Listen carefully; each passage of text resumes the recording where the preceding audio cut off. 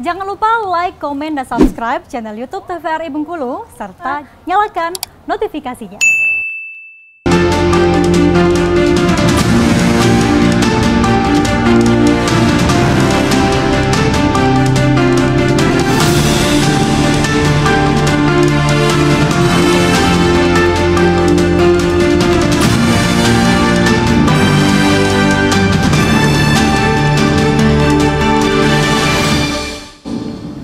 Baik pemirsa, terima kasih Anda masih menyaksikan Berendo. Hari ini kita juga masih membahas mengenai bagaimana menjaga kesehatan mulut di bulan puasa. Kalau tadi Dr. Lisda sudah menjelaskan makanan-makanan yang baik untuk dikonsumsi pada bulan puasa. Contohnya makanan yang mengandung serat banyak seperti vitamin C atau sayuran dan buah-buahan seperti itu ya dokter ya. Nah selanjutnya kita alihkan ke Dokter Nadia nih dokter. Gimana kalau pengaruh dari konsumsi alkohol atau maksudnya mengkonsumsi minuman yang beralkohol dan juga yang perokok itu pasti berpengaruh sekali kan dokter ya? Benar. Boleh dijelaskan dokter? Jadi kan kalau misalnya kayak alkohol itu kan namanya alkohol ya, kemudian ada namanya juga asap rokok itu kan nikotin dan sebagainya, itu kan sebenarnya sangat mengganggu kesehatan gigi dan mulut ya, dimana di sana kalau misalnya kita biasanya ya pada perokok dan pada alkoholik nih, alkoholik ya nyebutnya ya. Kalau peminum alkohol agak kurang enak juga didengarnya.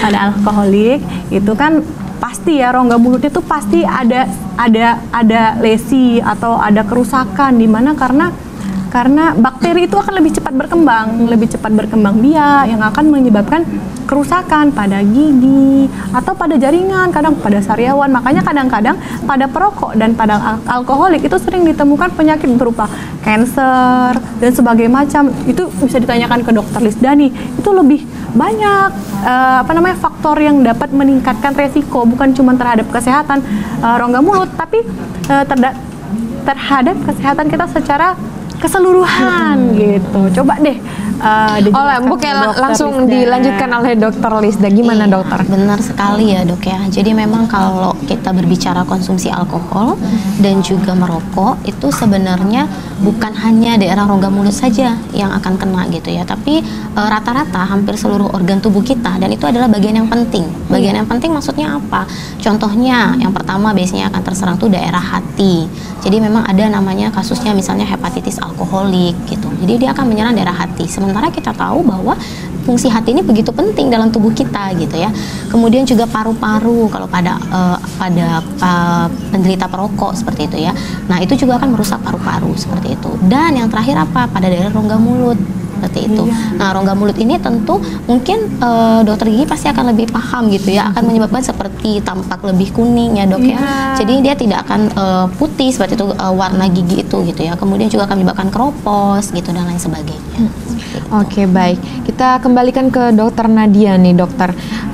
Bagaimana memberikan solusi kepada para perokok? Mungkin kita kasih tahu lah gimana, karena kan mungkin susah melepas rokok atau minuman yang kurang baik gitu dokter. Menurut dokter gimana dokter? Untuk solusinya di bulan puasa, konsumsi makanan apa gitu supaya mengurangi rokoknya lah gitu.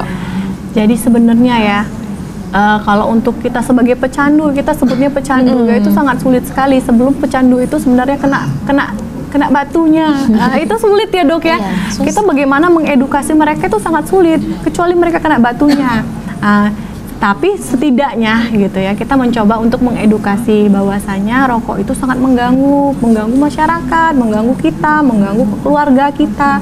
Itu tidak baik bagi kesehatan, apalagi selama bulan puasa. Jangan sampai kita gara-gara kita aduh pengen banget rokok, kita batal puasa gitu ya kan. Kemudian bisa dialihkan nih, bisa menggunakan permen. Ada kan permen-permen yang buat perokok ya. Nah, biasanya dianjurkannya lebih kepada itu. Jadi secara perlahan-lahan, tidak bisa langsung. Mungkin biasa kita nggak bisa sebut berhenti nih, langsung berhenti. Kamu harus berhenti di ngerokok nih. Saya bilang kamu berhenti, nggak mungkin ya. Biasanya secara perlahan dengan diedukasi bahwasanya rokok bisa menyebabkan kalau udah punya anak nanti anaknya kena asap rokok, ini terganggu nih gitu. Kemudian rongga mulut bapak sudah rusak atau ibu sudah rusak nih gitu kan. nanti kalau misalnya giginya udah rusak gimana Pak? Tuh solusinya nanti kan masa Bapak mau pakai gigi palsu atau segala macam. Mungkin lebih kepada pendekatan personal deh gitu.